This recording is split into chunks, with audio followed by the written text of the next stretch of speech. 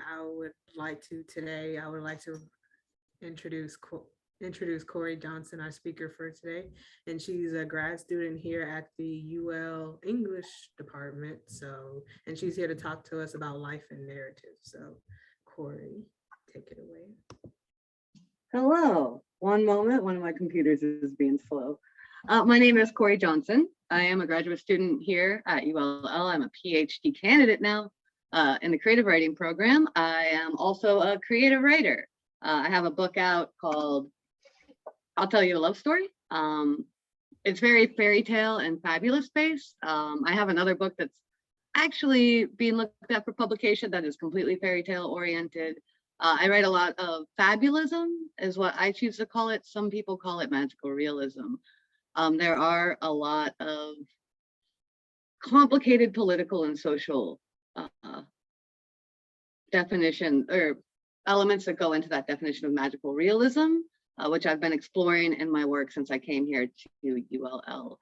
I will be talking about that today. I will be using the term magical realism because I've kind of gone through a series of papers where I'm trying to explore what is and is not magical realism. One thing about the genre is that it's typically based in kind of narratives that talk about the intersection of reality and narrative through fantastical conceits. I also made a PowerPoint to go along with it, so I will be sharing my screen. I'm popping it open. Now this is a rather experimental essay in which I am doing a combination of nonfiction and critical analysis to kind of explore these topics. So it's going to be a little strange. It's also from my dissertation. I have had to cut quite a bit of it to make it fit within the time frame. So I've summarized kind of the parts that I have had to cut within the PowerPoint. So I've actually presented a couple iterations of different parts that I have or have not cut. The official title of this piece for my dissertation is What Will Happen When There Are No More Pages, Narrative is Life and Life is Narrative in Magical Realism. This iteration and the parts I'm focusing on, I'm calling a dog chasing its own tail, the intersection of narrative life, a narrative and life. All right, let's begin. I am arguing with a man. I am often arguing, it feels, with men. It's a bad habit of mine, one I can't seem to let go of. The argument is about beauty standards, the standard of beauty for women. How instinctual it is for men to avoid dating fat women. Something in their nature that tells them fat is a marker of disease, obesity, a natural repellent, and something not to be procreated with. He says this, and I lean forward out of the other man's lap, the one who I am sitting on, mouth already beginning to wag. I am always sitting in men's laps. It's a bad habit of mine, one I can't seem to let go of. That's not true, I tell him, despite the other man, the one whose lap I am sitting on, squeezing my waist to try and get me to calm down. Many men have tried to get me to calm down in the past. Less than a handful have ever succeeded. That's just fundamentally not true. It's all cultural. You only find attractive what our culture, what our society tells you to find attractive. I'm busy, baby. You're wrong, he says, and he's getting angry now. No, I say, look at the art from the Italian Renaissance and you'll see it. Women, heavier women, fat women, painted as goddesses, as ideals. Look at Rubens' Venus and Adonis, his Venus at a mirror. Look at von Leeuw's Naiad or Rembrandt's Bathsheba with the belly. None of them were even close to the same weight class of today's models, and yet in their time and place, they were considered beautiful. Why are you talking to me about the past? I'm not talking about that, he says, and he's getting very irritated now. I'm talking about now. To show you there's nothing about beauty that is instinct. To show you it's all artificial. It's all created by art.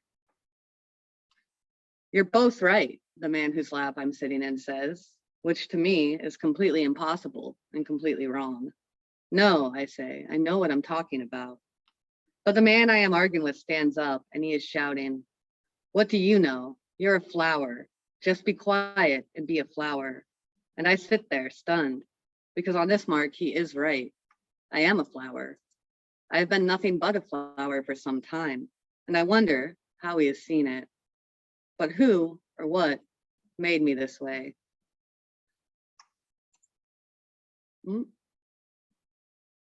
So, Oscar Wilde wrote in The Decay of Lying that life imitates art far more than art imitates life, at least when the art is good. Realism, of course, follows the opposite impulse. It focuses on mimetic writing, in which the spirit of life or reality is captured in all of its rules and its rags. In his dialogic essay, Wilde condemns this style of writing as fatal to the imagination, decrying mimetic writing as leading to a morbid and unhealthy faculty of truth-telling. To Wilde, art itself is really a form of exaggeration and selection, which is the very spirit of art. It's nothing more, according to Wilde, than an intensified mode of overemphasis. He claims that when art surrenders her imaginative medium, she surrenders everything.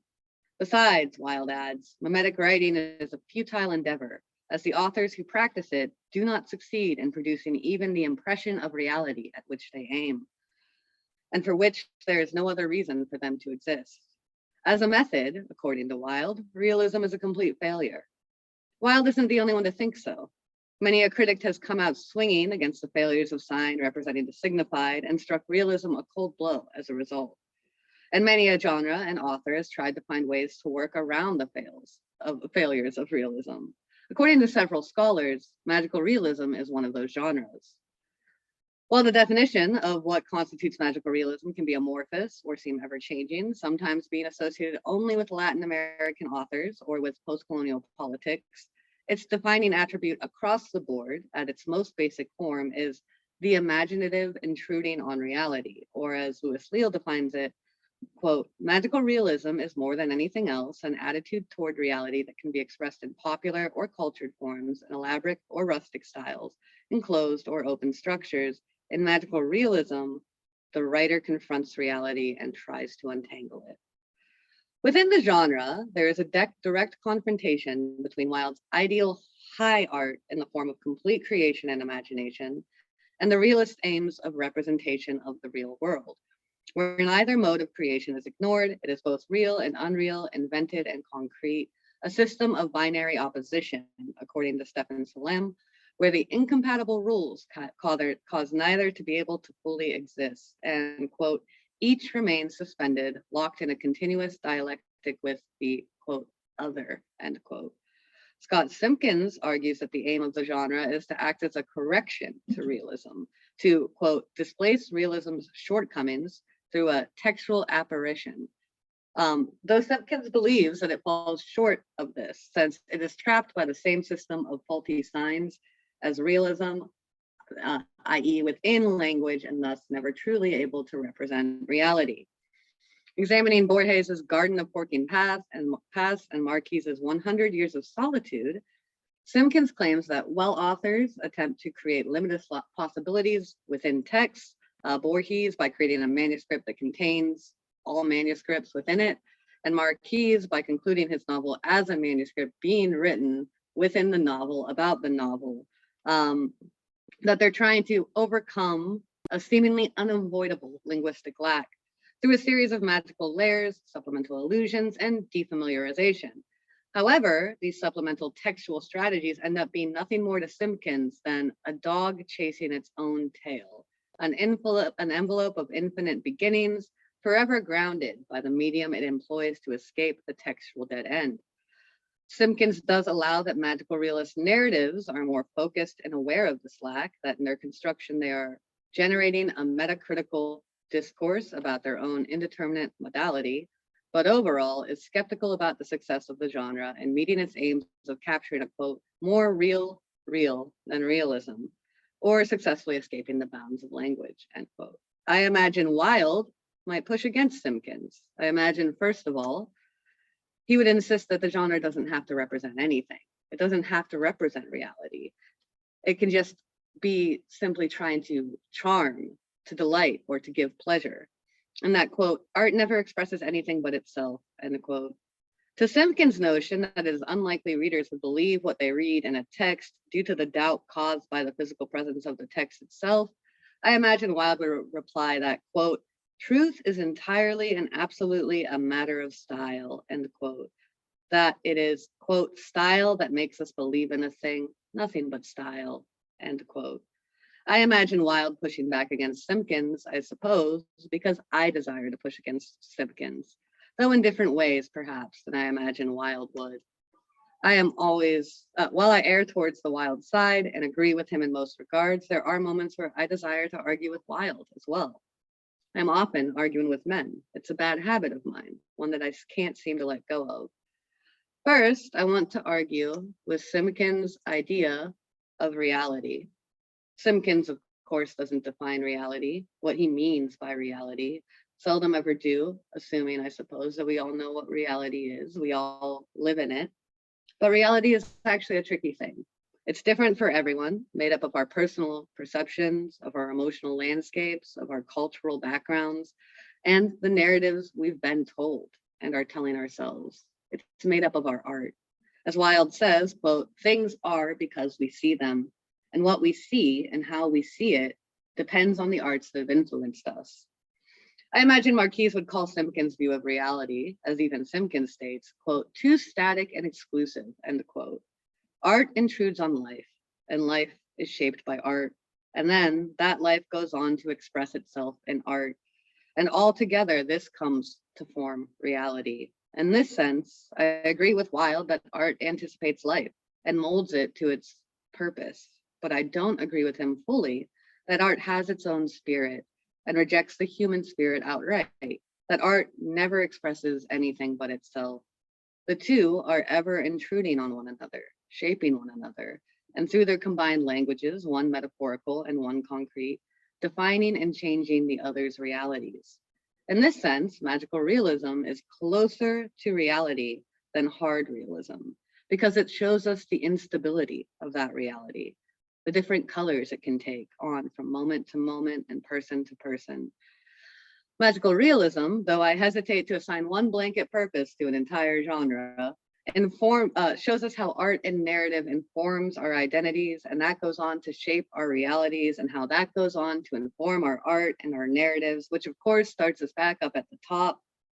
Its function is to show us that reality, which is not that far off, I suppose, from Simpkins' vision of a dog chasing its own tail.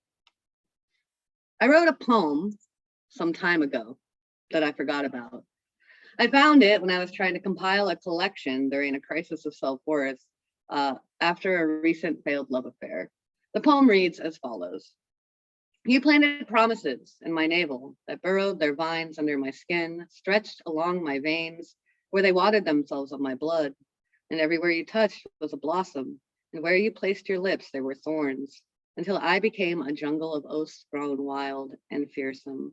Had you tended your words with more care, then maybe there would have been a garden of sweeter fruits, gentler flowers, verdant even through the winter, a place where maybe you would have stayed. It did not get published.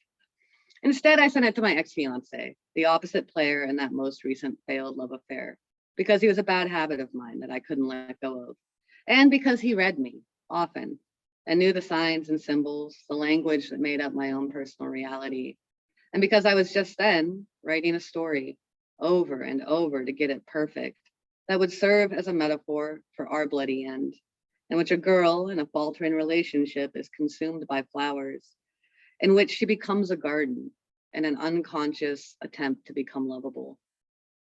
For this fiance, I'd quit drinking and smoking. I'd started acting softer, speaking gentler. I stopped arguing with men. I was making myself into a flower. I didn't remember the poem, nor did I remember, consciously at least, the concept of hanabyoki, or flower sickness, a disease from Japanese folklore, where someone suffering from unrequited love will begin to vomit flower petal after flower petal. I was reading The Little Prince, and I was drawn to the fox, to the rose, to the idea of domestication, to the Little Prince's fixation on the rose, and his willingness to leave the fox. But I didn't think this had any bearing yet on the story I was telling myself. It wasn't until later that I would see how I had once been a fox, and how that had always led to leaving, or worse, to being left. and how I thought being a rose could fix it all, that being a flower might earn me love. The poem, Forgotten, was that the seed of that thought? Or is that the remnant from some time I had already had the thought, had already tried to be a flower and had failed? I didn't remember then and still don't now. I have a habit of burying, of forgetting lovers, of planting them safe in the ground. But I do remember sending it to my ex-fiance. I do remember the conversation that followed when I did. Look, I said to my ex through text. We weren't speaking in person anymore. It's like the story I'm writing now. It's like you and me. It's like I knew it would all happen before it did. Maybe you've just always been this way, he said with a shrug emoji. A few years later, I would dress myself head to toe in flowers to attend a costume party with a new boyfriend. Another man I feared was distant who would leave, another man whose love I felt I had to earn. That night, of course, he did leave me, while I shed petals and petals and petals. I had become the girl I'd written into a garden in a story that was a metaphor for my previous romantic disaster. Talk about life imitating art, a friend of mine, one who had read the story, told me. But a part of you had to know, right? And maybe I did, because I am an ardent student of narrative, because life is a narrative, because narrative and reality are one, because maybe I have always been this way. But what made me so? Dino Buzzati, what? Click time.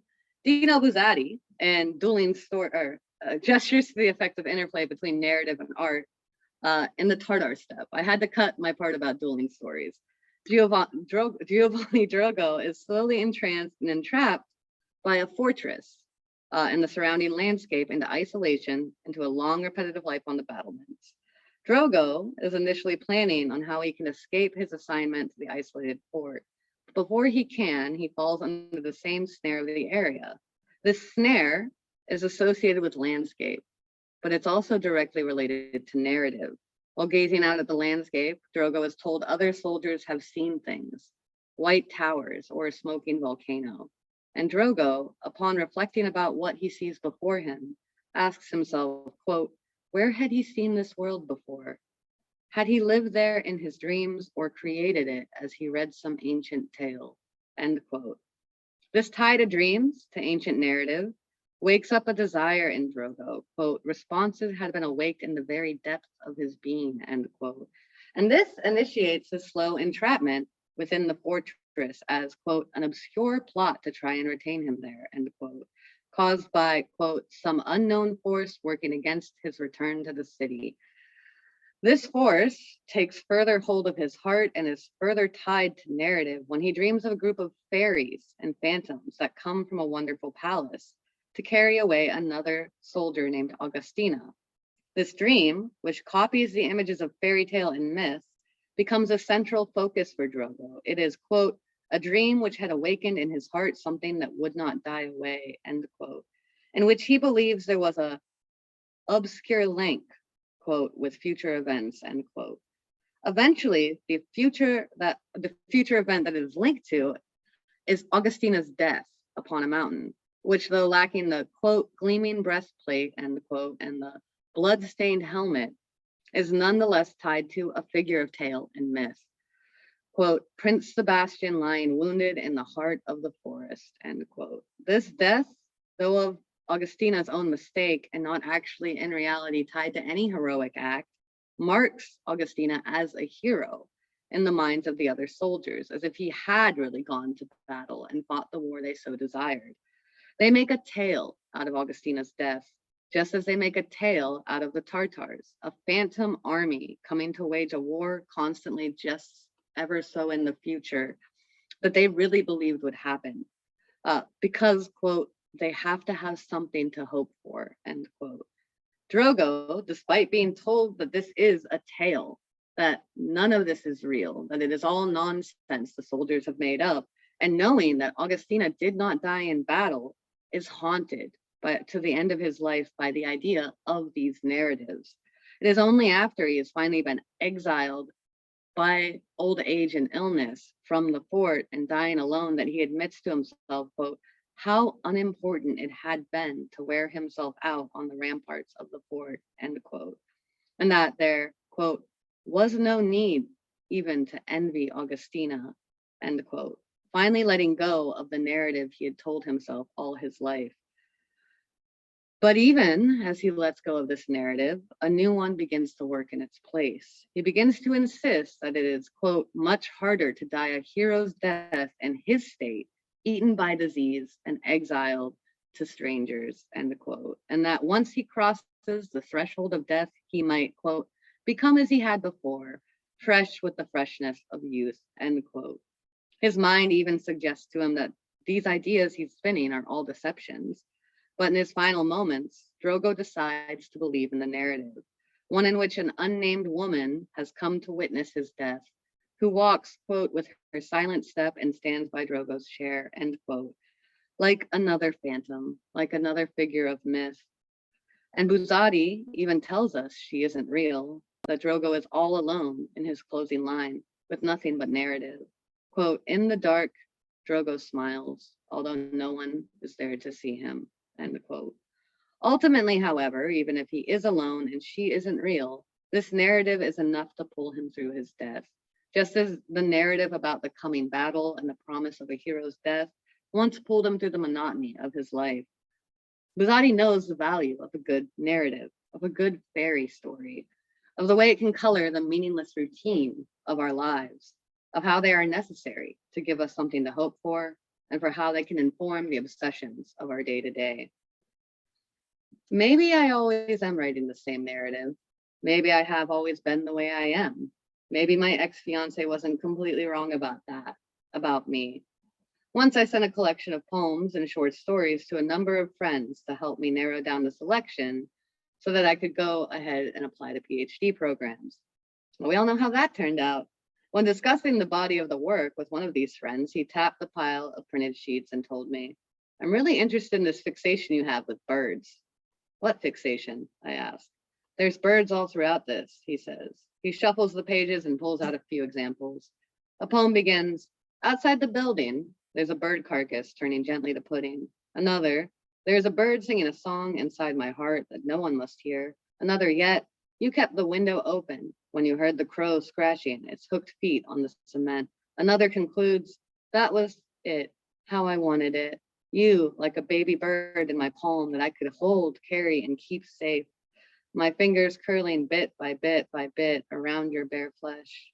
In a short story I wrote, a girl carries a talking curlew in her arms into the underworld. Curlew is a weird type of bird with a real long beak. And another, a young girl pines after another girl who is simultaneously human and bird. It's full of birds, and to a lesser extent, talking bears, and bugs, and rabbits, and of course, flowers. I have my motifs, I guess, my vocabulary of metaphors and images. And paired with these metaphors, always a girl, anonymous, usually, and abstract, nearly identical across narratives and always suffering on the same path. She wants intimacy. She wants love. She's inherently somehow unlovable to all but the birds and the bears and the bugs. She goes wild or she dissolves. It's a pattern I am fixated on, and one I probably should have recognized before my friend gestured to the stack of papers I'd written and pointed out the birds I hadn't seen. Sometimes we're blind to our own obsessions. Sometimes our obsessions make us blind. Sometimes even we don't know where they come from, who planted those seeds in us. Between this, I have to skip a section where I talk about Ernesto Sabato, who writes heavily about obsession and how narrative is a chain in which we all kind of grow off the influences of authors that come before us. And it exposes kind of not the truth, but the truth of one's soul. But because we're all so similar, that's actually the truth of all humankind. But I had to skip that because we don't have the time. But you should check out Heroes and Tombs. It's very interesting. Okay, so I'm going to talk about fairy tales. When I was a child, I was an avid reader of fairy tales. I ate them up. I can still remember the color of the book I had that I loved most. It was a seafoamy teal with gold gilded pages, the shine of which began to flake off the more I flipped through. I still remember the sound of those pages when I'd take the book in my hands and let them cascade over and over again, as I let fate randomly choose which story I would read, depending on which page it fell open to. And in those pages, what did I find? Birds, golden birds, brothers turn into swans, Birds come to sad girls to pick their hearths clean, and other talking animals, and semi-anonymous girls, mostly struggling along the path to marriage, to intimacy. Girls on a search for a lost husband, girls named after flowers, girls with faithful animal helpers, but not always faithful spouses. So maybe my obsessions, my motifs, they aren't so unknowable. These stories made their way into my bones, and I'm not alone in that. My narrative isn't alone in that. These stories have always been a part of me, and they've always been a part of our culture, of many cultures. In the introduction for the collected anthology of women authors reflecting on fairy tales' impacts on their lives, their way of thinking, Kate Bernheimer describes herself as transfixed on fairy tales. Catherine Davis describes Andersen's work, Hans Christian Andersen, I love him, he's my baby, as an expression of, quote, her own sense of what it meant to be mortal, end quote. And that reading it infused her with, quote, that shiver of ecstasy that is an unmistakable symptom of the creative act, end quote. Rosaline Brown describes the genre as potent and relates the origin of that, quote, in their proximity to dreams, end quote. And there is something dreamlike and ancient in the language of fairy tales and its images, its metaphors. Jack Zipes explores fairy tales' proximity to myth, calling fairy tale a easy doublet to more secular myths that allowed individual imaginations to counter the codified myths of a society. Zipes claims that consciously and unconsciously, we weave these narratives into our daily existence. They become part of who we are, our realities, even though they are things of fantasy. They are old tales, tales that have been with us before recorded language, springing from oral tradition, and their age and form makes them somewhat predictable, even if you've never read the individual tale. Bernheimer states that fairy tales, quote, offer both wildly familiar and familiarly wild terrain, end quote. And yet, they are filled with such strange happenings in the everyday. Despite their age and their strangeness, they are our reality. Expressing, as Margaret Atwood says, not our outer lives, but our inner lives. These elements of the genre include the following for Atwood: rules, but also haphazard happenings, large anxieties, serendipitous gifts, and as in dreams, reoccurring patterns. Similarly, in Bernheimer's essay, Fairy Tale as Form, she describes the key elements of the genre as normalized magic, abstraction, flatness, and dreamlike logic. There's a lot shared between fairy tales and magical realism in their form.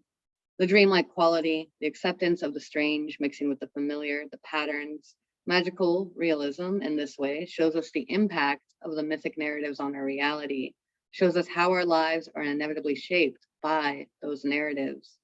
Angela Carter does this by rewriting fairy tales, cutting them up into new shapes and scattering her text with intertextual references, both big and small. She weaves these directly into the tales themselves. Carter entrenches her narratives with folklore, such as in The Company of Wolves, which presents several miniature narratives alongside matter-of-fact bits of folklore, mixing the familiar with the unfamiliar. Carter tells us, quote, if you stray from the path for one instance, the wolves will eat you, end quote, speaking directly to our ingrained knowledge of fairy tale coming from Perrault and Little Red Riding Hood. Then she brings us further into the strange, stating with equal authority and bringing it to our home sides that the wolves have a way of arriving at your own hearth side. We try and keep them out sometimes, but we cannot. She introduces the wild and the ancient into our domestic by relating to us, oh, quote, woman once bitten in her own kitchen as she was straining the macaroni, blending her narrative world with our own households before moving it into the realm of supernatural. After this, Carter tells us another story of a land where a hunter kills a wolf and, quote, then no wolf lay in front of the hunter, but the bloody trunk of a man, headless, footless, dying, dead. She takes the narratives we know and blends them with the reality we know. She mixes and shifts them both into something slightly stranger, slightly darker, slightly more wild and uncanny. According to Suzanne Gruss, Carter, quote, uses incessant allusions to open up a powerful ideological field of context and connotations that allows, and sometimes even forces, readers to explore multiple readings of text and context, end quote. This unhinges the canon of fairy tale and, quote, forces us to think about our own attempts to frame and control the literary past, end quote. By morphing these tales the way she does, Carter disrupts our reality because these narratives are part of our reality. And in so disrupting our sense of narrative and reality, Carter also shows us how easy it is to disrupt our sense of identity, since our identity is ultimately fed by these two. Carter shows us this primarily in the most surprising change she makes to her narratives, the characters, in particular, the beasts and the girls that populate them. In company of wolves, the big bad wolf becomes less hunter and more victim. These beasts would, quote, love to be less beastly if they knew how, end quote. But they require, quote, some external mediator, end quote, to accomplish this feat. Her Little Red Riding Hood willingly becomes that mediator rather than a victim. She looks at the wolves with pity and willingly, knowing she was, quote, nobody's meat, end quote, plays out a striptease and the, quote, savage marriage ceremony, end quote, that will tame the wolf. It is given to us in the language that mirrors one of the oldest versions of the tale, the story of grandmother. Quote, what shall I do with my shawl? Throw it on the fire, dear one, end quote. Carter and this appropriation of language and her girl's confident and knowing demeanor is showing that as she does this striptease and the submission, it's all theatrical. She is only playing a role within a narrative, and she's playing it knowingly, because this is what the narrative requires. Because narratives such as fairy tales show us how to behave. Through being aware of the narrative and playing her role well, she is able to flip the script, to manipulate herself out of the role of victim, and to take control of her own identity. Good for her. Not everyone is aware of the narrative they're in. And even those who become aware can't often break free from the inevitable end laid out for them. We're going to 240, right? So I'm going to cut it there because I think that's a good place to cut it. I would like to open up. Are there any questions? Oh, we can't hear you, Taylor. Can you hear me? I can hear you. Okay, so I kind of wanted to know, like, I know you started talking about fairy tales and you kind of did your poem at the beginning, and I was just thinking about how, like, in fairy tales, a lot of the women have kind of, I don't know, docile and not as active roles. Do you think that kind of influenced the poems and art that you did kind of show with us earlier, and just how, like, this docileness that women in fairy tales have, do you think that has affected you and has affected you in the, like, real life situations that you have had? Absolutely. And I do go on to talk about that in the next section, sadly, that we don't have time for, where it did. Now, I don't want to say that all fairy tales have passive and active girls. This is not the case all the time. But the ones that have made it into the Western canon as selected by, say, Grimm, the Grimm brothers, or written by Perrault, most of those are focused on very passive narratives for girls. Typically, they're marriage oriented. It's always the girl has to go and get married, right? Even actually, if you look at the villains in fairy tales, they're also typically, I mean, it's because of power a lot of times, but they're also intimacy obsessed. They're obsessed often with getting the same marriage as the girl in the fairy tale who is good. So really, it's no matter what, if you're a woman in fairy tales, you have to want love, you have to want marriage. It's just how you go about it is what's important. And the girls who are rewarded in fairy tales are the docile, good-natured ones, right? I mean, stemming all the way back to it started in 17th century France as when they started writing them, but became a big thing in 18th century France or England, France and England, where governesses started using fairy tale as a way to teach children proper behavior. And that's where we get Beauty and the Beast. Belle now seems like a rebel, but back in Beauty and the Beast, the major thing that made Belle good was her willingness to submit to her father and do these things in place of her father. But I do really think that influenced me and my narratives, but also sometimes my personality, my obsession sometimes with intimacy, and how oftentimes if I'm in a situation in which I have a partner, I become much more docile. I become flower-like. Sorry, does that answer your question? Yes, it does. All right. Any other questions? Did somebody raise their hand? Ah, Rick. Hi, I was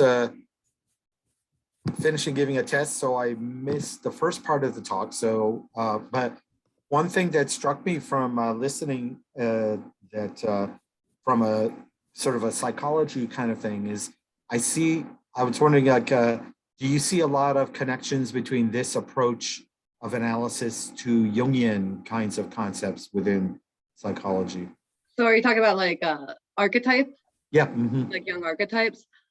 Yeah, it's very interesting to consider that, because then you have this idea of like, what is socialization, what has been created by culture, and then what is subconscious, right? Part of the reason we think fairy tales and we associate fairy tales with so much like internal power is because they are kind of those archetype figures that you see in Jung. And it's almost as if we have created like some greater force or like subconscious forces creating these archetypes. But then you have to, I mean, like you have to ask yourself, because some of the fairy tales have been completely manipulated and changed by, say, like 17th and 18th century scholars in ways that like has enforced certain gender behaviors that weren't in the original tales exactly. So it's kind of like society, potentially they could be coming from the subconscious. There could be something very mythic about them. It could still just be that humankind kind of developed these cultural archetypes on their own. But you have to look at what's been manipulated with those archetypes and what kind of message they're giving and how. It's just easy then to accept them as truth, though, because they're speaking in, Zipes calls it like this frozen language that's been stolen, that's mythic and archetypical. But we've actually have this secret author behind the scenes who has manipulated those archetypical myths and made them something that they're not always, or to promote their own values. Like almost all of them are 18th century, 17th century aristocrat values now. Does that answer your question? Oh, I think so. I mean, yeah, that's great. It's not a question that I think has any absolute answer, but that was a very interesting. I kind of resonated with what you said about that. We are at time, but I mean, I'm okay for another minute or two if there's anything else anyone wanted to wrap up with. I kind of was interested in how you were talking about Carter and how she takes like normal or just like folklore that we all know and heard and just kind of changes it a little. Like, what do you think the message she is intentionally trying to give her readers by taking these fairy tales that all of us just kind of know and are familiar with and just kind of changing them in certain ways, in the certain ways that she does? Carter, I'm obsessed with Carter. In general, Carter is very into making things just kind of uncanny and unsettling. And the easiest way to do that, I mean, even according to Freud, like Unheimlich and Heimlich, is to take something that we know and like shift it slightly. That's why dolls are scary, is because they're like us, but they're slightly off in that way where it's just a little too strange. But Carter is also, she was a feminist, but she wasn't a very popular feminist during her time because it was very strict, like second wave. She wanted to comment very actively on the formation of identity through fairy tales. So I think that she wants to use the folklore and kind of shift it a little bit to do that sense where she's like, I am taking something you know, but I'm shifting it to show you that the ground you're standing on is not actually as solid as you think it is. I mean, like, this is what a lot of scholars kind of say of Carter's work, is that she's very consciously using texts that we're aware of, but shifting them to show that like the canon is not stable and neither is our reality, neither is our identity. Does that make sense? Yes, thank you. Okay, fantastic. I do want to say thank you guys so much for having me, Taylor. Thank you for inviting me. It was super fun for me. Thank you. Thank you for agreeing to come speak with us during Psychology Week. Thank you. You guys have a good one. Bye-bye. All right. Oh no, I don't know how. Hello? Let me stop the recording.